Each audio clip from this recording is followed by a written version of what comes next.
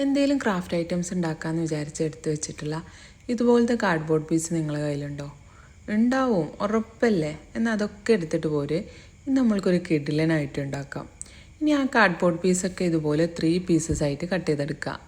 എന്നിട്ട് ഒരു A4 sheet എടുത്തിട്ട് ഇതുപോലൊക്കെ ഒന്ന് ഒട്ടിച്ചു കൊടുക്കുക.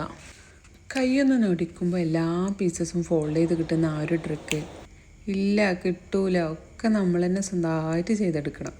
പിന്നെ അതാ ഇതുപോലൊരു ലോങ് പീസ് എടുത്തിട്ടുണ്ട്. എന്നിട്ട് അതും ഒന്ന് ഫോൾഡ് ചെയ്ത് കൊടുത്തിട്ട് ഒട്ടിച്ചു കൊടുക്കാം. ഇതൊക്കെ നമ്മുടെ പഴയ നോട്ട്ബുക്സിൻ്റെ പേജസ് ആണ് കേട്ടോ.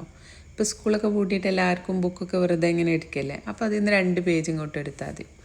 എന്നിട്ട് ഇതുപോലെ മുമ്പ് ഉണ്ടാക്കി വെച്ചിട്ടുള്ള പീസസ് ഇതുപോലെ ഒന്ന് ഒട്ടിച്ചു കൊടുക്കുക. ഇനി ഇതിൻ്റെ എക്സസ് വരുന്ന ആ ലോങ് പീസ് ഉണ്ടല്ലോ, അതൊന്ന് കട്ട് ചെയ്ത് മാറ്റുക. എന്നിട്ട് ഇതുപോലെ കുറച്ച് ഫ്ലവേഴ്സ് ഒരു പോട്ടൊക്കെ വരച്ചിട്ടുണ്ട്, അതൊക്കെ ഒന്ന് കട്ട് ചെയ്തെടുക്കുക. പിന്നെ ഒരു സെല്ലോ ടേപ്പ് എടുത്തിട്ട് ആ പോട്ടിന് മുകളിൽ മാത്രം ഒന്ന് ഒട്ടിച്ചു കൊടുക്കുക. ഇനി കളറിങ് കേട്ടോ, അതെനിക്ക് വലിയ വശമില്ല, എന്നാലും അറിയുന്ന വിധത്തിൽ എന്തൊക്കെയോ ചെയ്ത് കൂട്ടുന്നുണ്ട്. കുറച്ച് സ്കൈ, കുറച്ച് ക്ലൗഡ്, ഇതൊക്കെയാണ് ഞാൻ ഉദ്ദേശിക്കുന്നത്. ഇതിൻ്റെ ലാസ്റ്റ് എന്താവോ എന്തോ.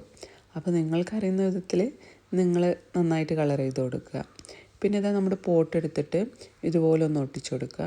പിന്നെ നമ്മൾ മുമ്പ് ഉണ്ടാക്കിയിട്ടുള്ള ഫ്ലവേഴ്സൊക്കെ ഒന്ന് ഉള്ളിൽ അറേഞ്ച് ചെയ്ത് കൊടുക്കുക. ഇതുപോലെ ഒരു കയറെടുത്തിട്ട് ബാക്കിലൊന്ന് ഒട്ടിച്ചു കൊടുക്കുക കേട്ടോ. അപ്പോൾ നമ്മുടെ വാൾ ഹാങ്ങിങ് ഇവിടെ സെറ്റായി കിട്ടിയിട്ടുണ്ട് കേട്ടോ. എനിക്കിഷ്ടപ്പെട്ടിട്ടുണ്ട്. നിങ്ങൾക്കോ? ഇഷ്ടപ്പെട്ടാൽ ലൈക്കും കമൻറ്റും സബ്സ്ക്രൈബും മറക്കരുത് കേട്ടോ. കുറേ പേര് വീഡിയോസൊക്കെ കാണുന്നുണ്ട്, പക്ഷേ സബ്സ്ക്രൈബ് ചെയ്യാൻ മറന്നു പോകാൻ തോന്നുന്നുണ്ട്. അപ്പോൾ ഇതിൽ മറക്കാതെ ചെയ്യണം കേട്ടോ.